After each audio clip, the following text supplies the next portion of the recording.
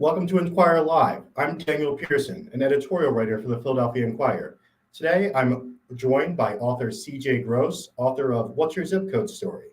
Before we bring Mr. Gross on the screen, I'd like to remind the audience that you can participate anytime during the discussion. To do so, you can submit questions and comments using the comment section below. If you're watching on social media, head over to inquirer.com/live to do so.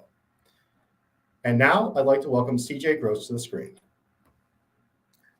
Hey, Daniel. Good to see you. Good to see you. So I wanted to talk to you about your book, What's Your Zip Code Story, because you have a different take on the diversity, equity, and inclusion conversation that is so important in modern America. So CJ, you were born in DC and grew up in Prince George's County, Maryland. How did your upbringing raise your awareness of how zip codes can affect opportunity? Well, I think your zip code story is something that you're not aware of. Everyone has it, everyone experiences it, but you're not aware of it. I became very aware of it when I had a conversation with a gentleman who's since passed away. His name was Robbie. We were having this conversation, and we both were in the DEI space, diversity, equity, and inclusion, as consultants. And I really didn't even know this gentleman. He was an older African-American guy. He identified with being gay. He was probably he was definitely a baby boomer. And we were sitting down having this conversation, and he started talking about, race and class. It wasn't class, but he started having this conversation about being excluded. And in my mind, my story was that this person who was a different generation, he was gay. In my story was that he had way more biases against him than I did. And I was like, oh, let me just listen and hear what he has to say. But as he talked more, I realized our zip code stories were different, right? And he grew up in a wealthy part of Maryland, and I didn't grow up in a poor part of Maryland, but it was definitely not as wealthy. And he was talking about being excluded from the country club. Well, Daniel, let me tell you, I wasn't thinking about the country club. I was thinking about getting into the YMCA. If we could just get into the YMCA, that would be fine. And so I realized then that our upbringing and our experiences through our zip code story kind of shapes the way we see the world and what we have access to and who we talk to and who we have what we have exposure to, including education, finances, and social capital. So it's everything that the zip code is about, and the differences in how we perceive the world that we live in, but also how we perceive each other. So how do these zip code stories interact with more common ways of talking about inclusion, like race, gender, and class? Well, so I wrote this. Well, I didn't want to write this book, first of all. I wrote this book because of the story with Robbie. And then I spoke at SHRM, Society for Human Resource Management. And I immediately had what we called imposter syndrome. And so as I was at this conference and I was communicating to someone, it was like in the morning, we were having coffee, and I was just telling them, I'm going to be speaking here. I didn't want to tell anyone because I thought that there would be this, questioning about what I'm going to be talking about. So I slipped and said, I'm going to be talking about class bias. In my peripheral, a lady walked up to me from the side and just started to hug me. Tears were coming down her face. And she said that she grew up in a poor, I can't remember what city she was from, but she grew up poor. She was a single mom. She was on drugs. At one point was on drugs and was homeless. And she had a PhD at that point. It was a grown woman. And she said that this zip code story of class still held her back, understanding the social dynamics and how she used to navigate those social dynamics. And I think it is that story and understanding how our upbringing and how the lack of access to information and to social capital can create this zip code story that impedes our ability to grow socially, whether it's from a career perspective, whether it's from a personal growth perspective, financial, and all the things that most people think about success. I'm not even sure. Did I answer your question? No. So you talked in the beginning of your answer about imposter syndrome. Can you explain that a little bit for our viewers? Sure. So we've dedicated some text into the book about imposter syndrome, and most of us have experienced imposter syndrome. It's when you go to a place and you feel like you're not supposed to be there because you don't know the language, you don't know the rules, you don't know how to engage into that particular social environment. I'll give you an example. I was speaking in a conference in North Carolina, and a friend of mine invited me to speak. And this was early in my career. And I was what you might call a late bloomer in my career.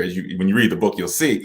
And so I'm sitting at the table, and I was one of the presenters. And this is a group of African Americans that are, very educated and very, very worldly, very traveled. And everyone was going around the table talking about, their vacation and where they've been in the world and their, cultural experiences they've had. And then one person went to, one of the countries in Africa. Another person was in Asia, and another person was in Great Britain. And they were just talking about their experiences. And I started to sweat. Right. And the reason why I started to sweat because I knew my turn was coming. And I didn't have much to say when they got to me to say, "Oh, CJ, where's the best place you've been?" I was like, "Florida." And because at that point I didn't have any stamps in my passport, which was embarrassing because I am a class migrant. I come from a background where that's not the norm. We don't travel the same way. So as I moved into that corporate environment, I started to have these experiences of the imposter syndrome, to think, why am I sitting at this table with this group of people? And so that story illustrates that it's not just about race. Everyone at the table was a person of color. But yet I still felt like I didn't belong and I was excluded because of the class or classification concept there. And so this happens over and over to people who are class migrants who come from one social class to another. And they're in these environments where they don't know the rules. They don't have an ambassador to help support them through that process.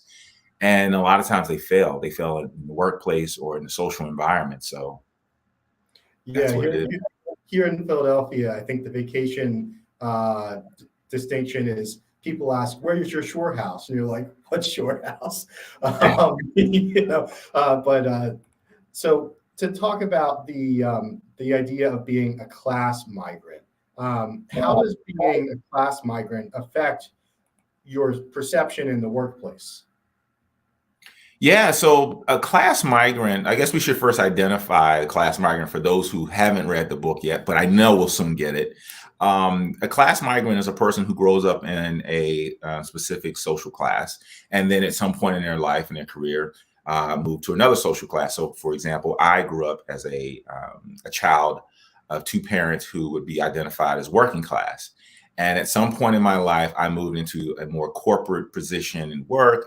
I started to go back to school and obtain a certain level of education. I started to get exposure. I started to put stamps in my passport. My conversation started to change. My back started to stay on straight up. No. But all these things started to happen to me, and all of these kind of conceptual things started to become clear to me. And so the class migrant is the person who is moving from one social class to another. And unfortunately, they can find themselves not fitting into one group or the other, like as we talked about. So that's what the class migrant is. And what was the other question?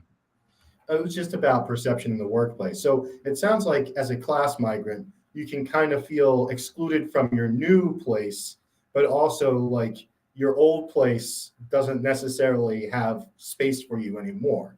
You can kind of feel it from both directions. Absolutely. And when you go into those environments in the workplace, definitely there is that question, what school did you go to? Did you, we've had plenty of conversations to say, if a person went to a private school versus a public school, did they go to an online school? Did they, did they have exposure to a certain level of education abroad? And so that impacts you in the workplace. There are some identities or some questions that help people that people use to identify people, just like, where did you grow up? What school did you go to? What does your spouse do? Mm-hmm. Assuming you have a spouse, right? So there's all these questions that kind of show up in the workplace that exclude people from opportunities, because immediately there's a story that's created that says this person is right for this opportunity, this person is not right, without really getting to know that person or their true zip code story. Yeah, in Philadelphia, we kind of lagged on college education compared to other cities for a while. And the common question here is actually, where'd you go to high school? Because we Mhm. have neighborhood public schools, we have selective public schools, we have private schools. We have schools kind of all across the spectrum, and it does sound kind of like that's a zip code story. Asking somebody, "Hey, where'd you go to school?" And if they went to an expensive private school or a public school, it tells you a lot about who they are and where they're from. Absolutely. Yeah, I would say that it doesn't necessarily tell you about who they are or where they're from, but the brain creates a story about who they Mhm. are or where they're from. So, what's the relationship between class and zip code? I mean, we're talking about class migrants, but does class always coincide with zip code, or is zip code just a good way to think about class? Sure. So we'll first start with the zip code story. So the zip code story is not just about where you grew up. It's about how you grew up. It's about the sights and sounds outside of your door. It's about the conversation around the dinner table. It's about even if you ate around the dinner table. It's about what your parents did and the conversation they had with you, how they raised you, your travel experience. All those things make your zip code story. Now, class, or how I like to talk about it, is classification, which is different than when we think about social class. So, when we were more of a hunter and gatherer society, the brain made sure that when we went to go get dinner, that we didn't become dinner. So it used bias, what we call bias, to classify people, places, and things to make sure that things were safe. So that if you went out to hunt or to gather, you didn't become dinner. So this now, and also this started that kind of thinking of in group, out group. Well, I want to be with this group so that I can survive. And so, in order to be a part of this group, I have to do these things. And this was part of our prehistoric kind of living and experience. But we see this also today when we are looking at resumes and all those things. So the brain is going to classify what school you went to and put it in a bucket, right? It's going to classify, when you walk in the door, if you have a tie on, your shoes, all those things to exclude or include, because the brain is trying to make decisions really quickly for safety purposes, right? And so this is the reason why the classification is there. It's not going to go anywhere. It's been there since the beginning of time. And so those two together are something that I wrote the book to make people more aware of, because we would have a lot of conversations around race. Race is a part of the class conversation. And as we had those conversations, people started to, separate themselves, whereas everyone has had some type of social class experience where we can relate to one another better. So, why is knowing your zip code story so important? Well, knowing your zip code story really is about knowing your special sauce. That's what I call it, right? And so for me, and I've had many friends from different places and different from Philly, talk about how sometimes we feel like we're out of place. We don't belong. And then we look at companies and we think about applying for a job. We don't even apply for the job because of what our perceived zip code story.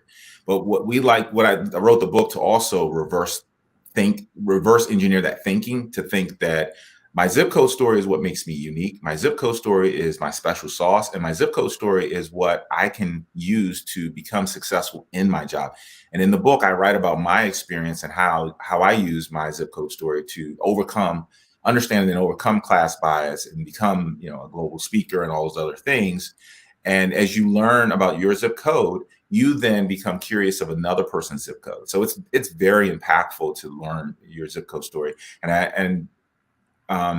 For people who are leaders within companies and organizations, community organizations, politics, learning your zip code story, learning someone else's zip code story can allow you to manage conflict across differences.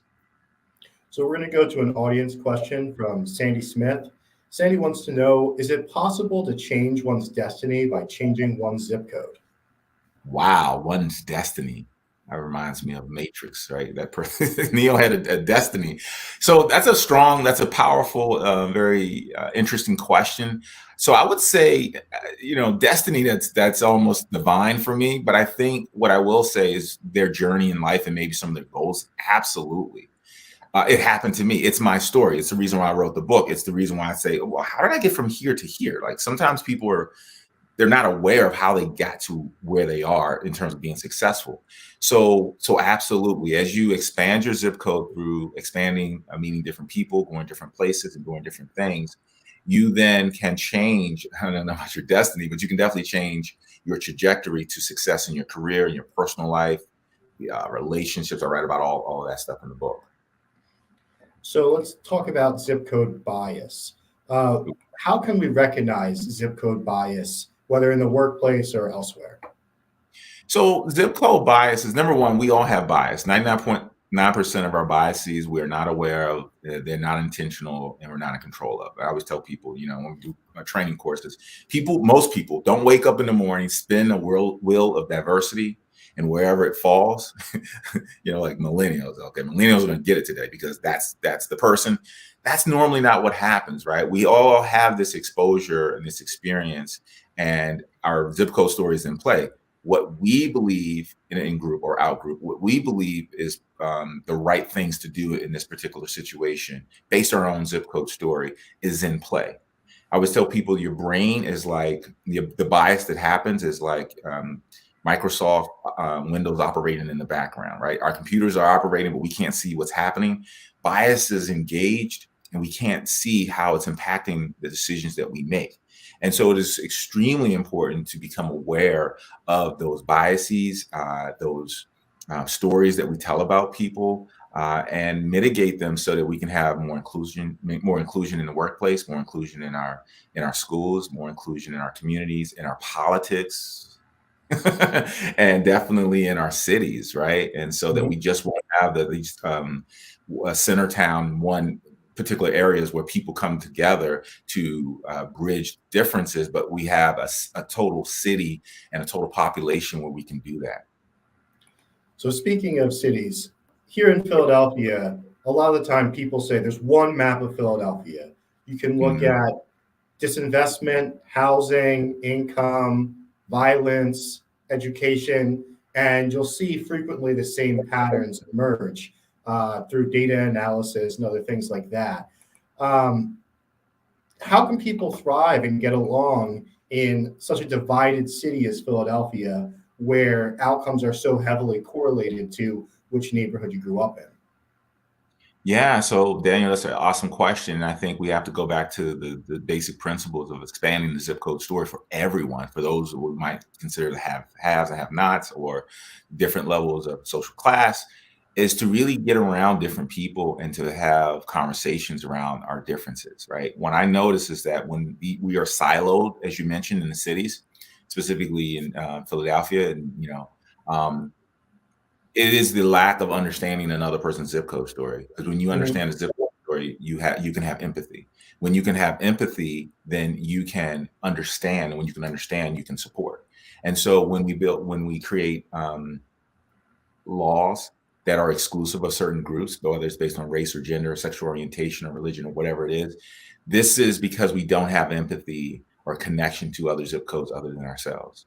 You'll find people who do this work at the deeper level have exposure. They could have grown up upper class, they could have grown up middle class, or come from a different country, speak a different language. But those who are standing in the gap to be ambassadors for this type of work usually have done the work internally themselves, who have developed their zip code story. I have a call with someone every day that says, I didn't realize this about whether it's gender, sexual orientation, race, or class. And they go, oh, I feel like I'm stupid. But the reality is creating a psychological safe environment is what is necessary to have those conversations. So when we work with cities, we go in and say, we need to start to have these conversations throughout the cities, and starting with schools, PTAs, different social groups. And as we have those conversations, invite community leaders in, and those community leaders to create laws that are inclusive of many, not just one group. And as that happens, you start to rally around this concept of being united. And as we do that, and we really need the beacon of light in different cities, different organizations, and communities to be that beacon to say, look, Philadelphia is doing it, we can do it too. So along those lines, disinvestment is still a looming problem. This is a question from audience member Joyce Smith. Disinvestment is still a looming problem in economically challenged neighborhoods. Do you ever see that improving or reversing this historic practice without displacing residents and changing the existing fabric of those neighborhoods? So first, Joy offered up a brilliant question, which is a really question we have to answer for community leaders, for politicians, leaders of education institutions. And so I would absolutely say yes. I've seen it done in different cities who are willing to invest, who are willing to also take the risk, and who are willing to give up equity. When I say equity, I don't just mean money. I mean equity in terms of power, because that really is what this is about. So when a real estate developer comes in and to develop a community, they're thinking about, how am I going to make money to do this? Well, in order to make money, I have to bring in certain corporations, right? So I have to bring in a Giants, let's say, for example. But if I bring in a Wegmans, that's going to be better. But is Wegmans going to go in certain communities? Well, they will if there's a support there. So it is a business play, right? And if we have different people sitting at the table of ambassadors from different groups, from different parts of the city, and we say, how do we all work together? How do we make sure that the residents who lived here for the last 30 years get to keep their homes, keep their legacy, pass on wealth? Real estate is one of the top ways to pass on wealth generationally, right? And so if we're not preserving people's ability to stay where they are, and even if it's just being in the community, then we're losing. And so I think having those conversations on the front end, having what we call cultural integration conversations where we're respecting each other's culture and not only focused on the dominant culture, because that's usually what happens, then we can start to change those systems. Then we can start to say we can still develop, but we can be more inclusive in how we develop. So I've seen those happen in different parts of the country. It just requires people like you, people like me, people like Joyce, people like people who are watching the show to actually take this information and integrate it into their workplace and integrate it into their politics and how they create policy. Because at the end of the day, when we talk about, for example, structural racism, the reason why we need to talk about class is because we need more people who are diverse sitting at the table to make these decisions. In order to get them there, we have to understand class bias, which is keeping people out. So I wanted to ask, it seems like we're talking a lot about the concept of belonging. Can you explain from your book the power of belonging?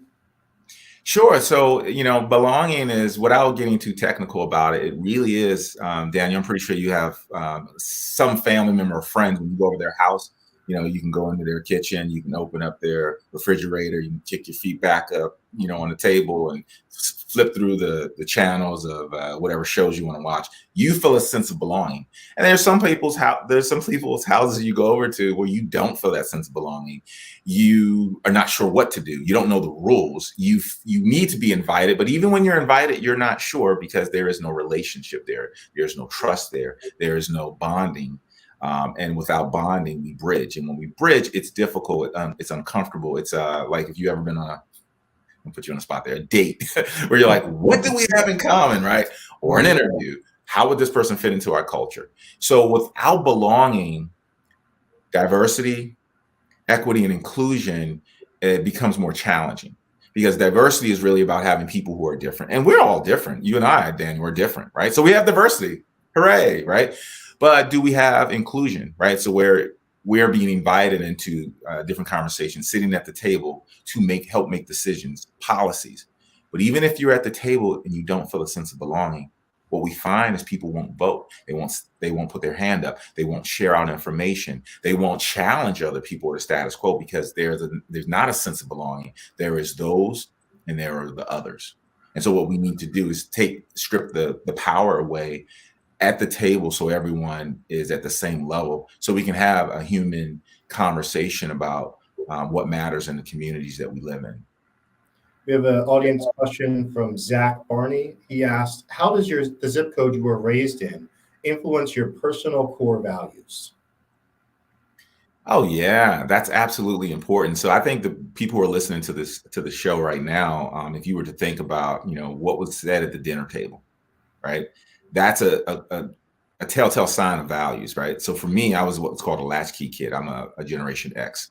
So I was having dinner around the dinner table with my sister, and it wasn't a table. We were having TV dinners, right? So that right there shows you that the values that I have is independence. The values that I have is, small family, not big family. And we went to church every single Sunday, right? So does that mean, there's a part of religion as a part of it? Yes, maybe, but definitely consistency, right? And so these are the values that you start to see highlighted in our family and our experiences in our zip code story, which is important reason why we need to look back. Because when we meet someone who has different values than us, it creates conflict. And so we see this. I had an experience, and I wrote about this in the book. Social distance, something as basic as social distance. I purchased a laundromat in Washington, D.C. and had a guy who was working with me from India.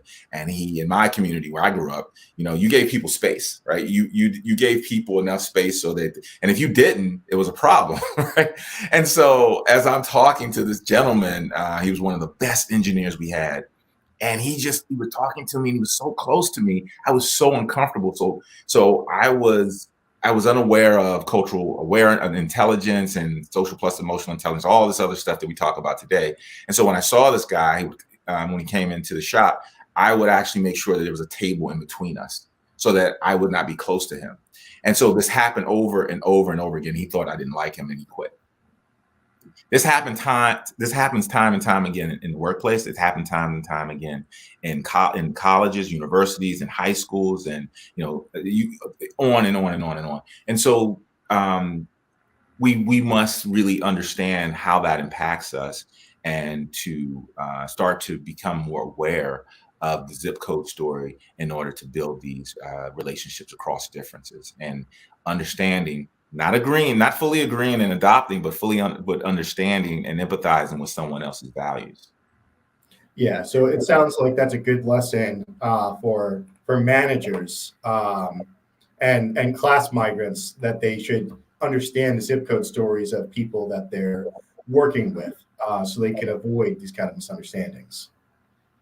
Absolutely. And to that point, Daniel, there is a story that I think really puts a nice frame around what we're talking about. I had a client who was a person that had a learning disability and some other things going on at home. And so he was always shy about that. And in the workplace, he basically didn't want to share. And so his zip code story was that I'm not valuable in the workplace. And so long story short, he was on his way out of the door, and he eventually shifted his experience and his zip code story by leaning into, again, we said, your special sauce, right? It's what makes you unique and what makes you special. And by leaning into that, he became one of the top producers of his company and industry. And it took, I would say, only 18 months. So sometimes it really is about shifting that zip code story and perspective, and making sure you, as an individual, number one, are leveraging your zip code story and your special sauce on the other side. If you're a leader in company, organization, if you're a part of HR, it's really now, how do you find talent that you cannot see in plain sight? Who are the people who are coming out the non-conventional schools or experiences, and maybe they took a gap. Well, they used to take gap years. Now I guess it's coming back, or it's expanded to gaps, gap years. But someone who has a unique experience, and maybe the Fortune 500 companies are not knocking on their door, but that's a great opportunity to partner with someone to help them develop their talent, as well as use their special sauce to grow your business. And at our company, at Ascension Worldwide, that's what we do. It's not like we look for diamonds in the rough, but we lean towards that, and we say, how can we support this person as they support us, and we grow together? And it allows us to create more innovative products and services and all those things. And we see this in schools. We see this, in sports teams, And so it's something that we all have to consider if we want to be more inclusive as a culture and bring our cities together, especially Philadelphia. I'm sorry that you guys had that loss. I didn't want to bring that up. But. Yeah. No, it's actually not as painful as I thought it would be, because I still remember when I was a young person watching the Super Bowl, the NFC Championship game against the Buccaneers, where it was the last game at Veterans Stadium, which had been our really tough home, and we were sending it off, and everybody thought we would win, and we got smoked. So ever since then, no Eagles victory, and also we won the Super Bowl a few years ago. So ever since then, the pain is gone. I still win. That's your story. For some, well, they're still not back at work yet. So let's talk about this. Just came up, occurred to me. Alienation from your zip code story. Sometimes you might grow up in a tough neighborhood.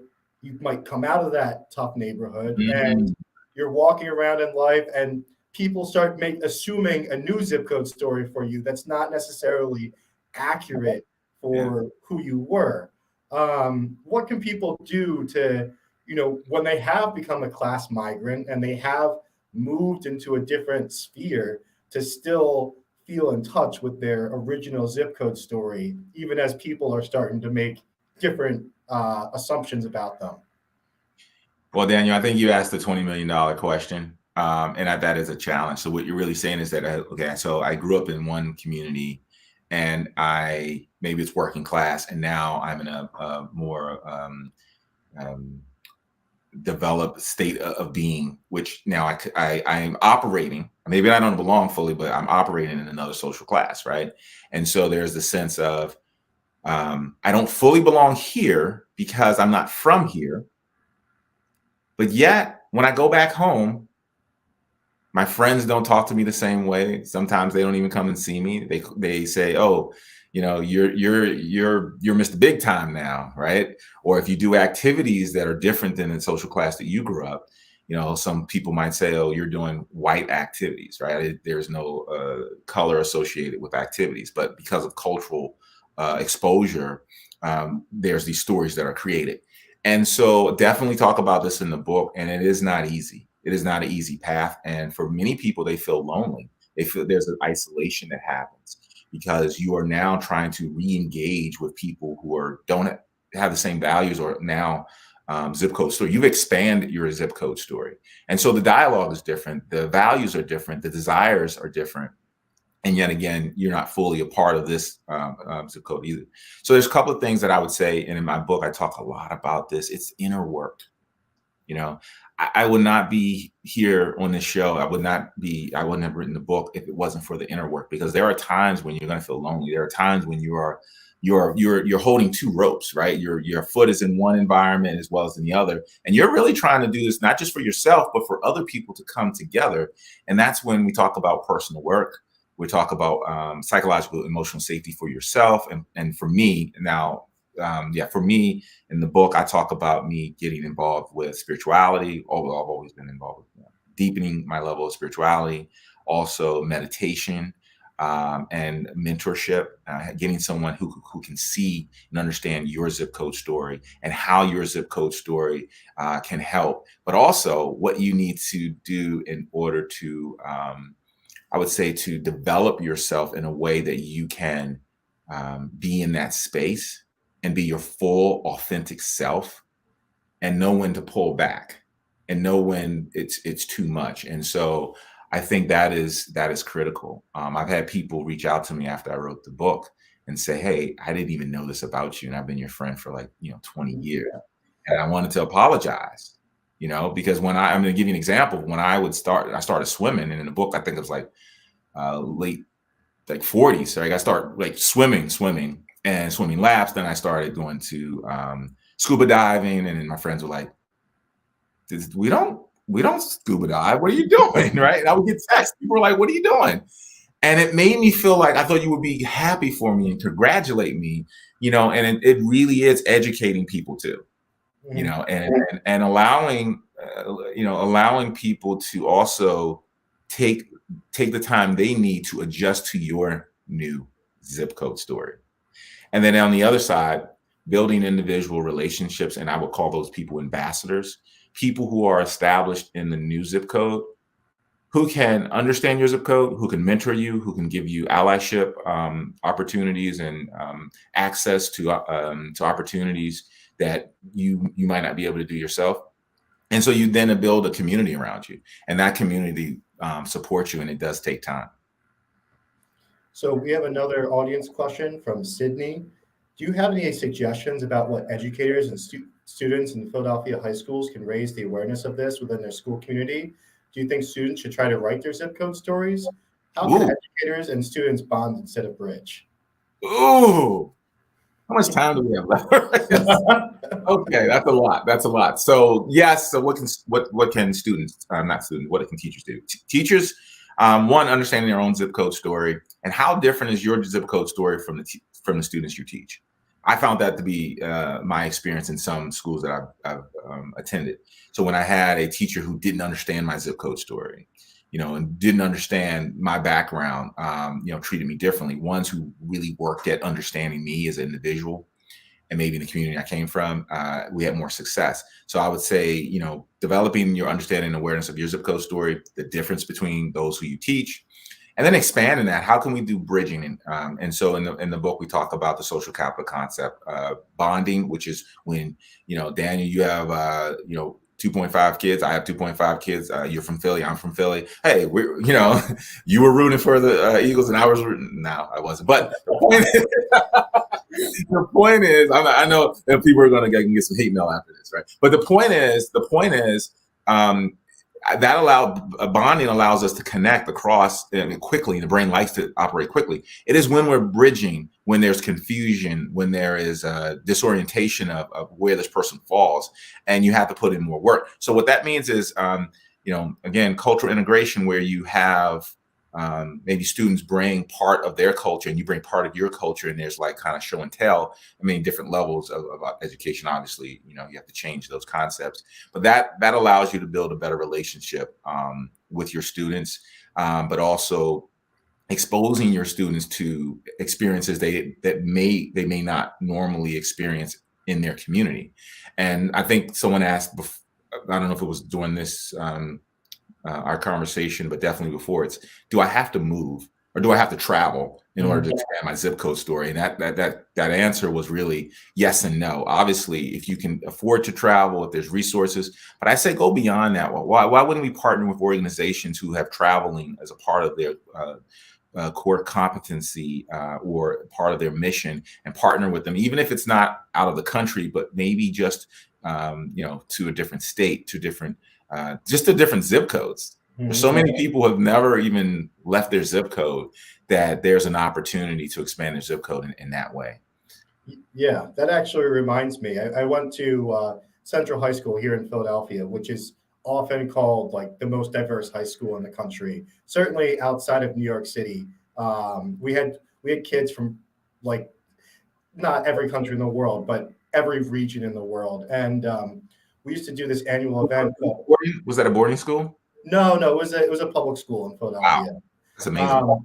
So we had this event called International Day, where different student groups would have their own affinity clubs. We had a Muslim Students Association, we had Indian and Pakistani Student Association, and different Eastern European and South American groups. And people would actually bring in, you would take over a hallway, and you would bring in your mom's home cooking from your culture to the school. And it was like the best day of school, because you're talking about samosas, you're talking about Caribbean food, you're talking Middle Eastern food. It was delicious, but also it gave us, kind of cultural competency and brought us together in an environment where it could be difficult. I mean, we were all united by learning in the school, but I will always look back on that as a pivotal experience, and it sounds like a good version of what you're calling bonding, as opposed to bridging differences between us. Yeah, absolutely. And the food is one of the best ways to do that, right? Yeah, I yeah, was it was I was on delicious. I was on a trip and I was in it'll come to me momentarily, but I was on a trip in northern Africa. It'll come to me. So we're on this trip. We're on this a bus, and we're headed. And there are people from all over the world. Speak French, speak English, Spanish. All these different languages, and everyone was in their silos, with whoever they came with, speaking the same language. Something phenomenal and something amazing happened. Morocco. So we were in Morocco, right? We headed out to the desert. The Michael Jackson song came on. You know what happened? Everybody started singing "Beat It." They couldn't talk in each other's language, but they started singing "Beat It." Right. And I'm not going to, embarrass myself by saying the song. But the point is, when we were able to build that relationship, because we were bonding now instead of bridging, bonding over a song that everyone was familiar with, that people started getting up dancing. The driver was like, sit down. And I think that's what we have to do, is find ways in our community. And it's similar to the school you went to find ways, whether it's food, whether it's music, whether it's sports teams is a good way to bond, cultural activities in our communities and our schools, that we can expand our zip code story, learn from one another, build relationship with one another, understand each other's values, and really take a bipartisan approach to solving our problems together. Yeah, that sounds great. We are just about at the end. I just want to say to our audience, thank you for joining us for this interesting conversation with CJ Gross. Thank you, CJ, for coming. We hope you enjoyed the conversation. For more information on our upcoming interviews, head over to inquirer.com/live for the full listing. I'm your host, Daniel Pearson. I'm an editorial writer for the Philadelphia Inquirer. Have a good evening. Good to see you, CJ.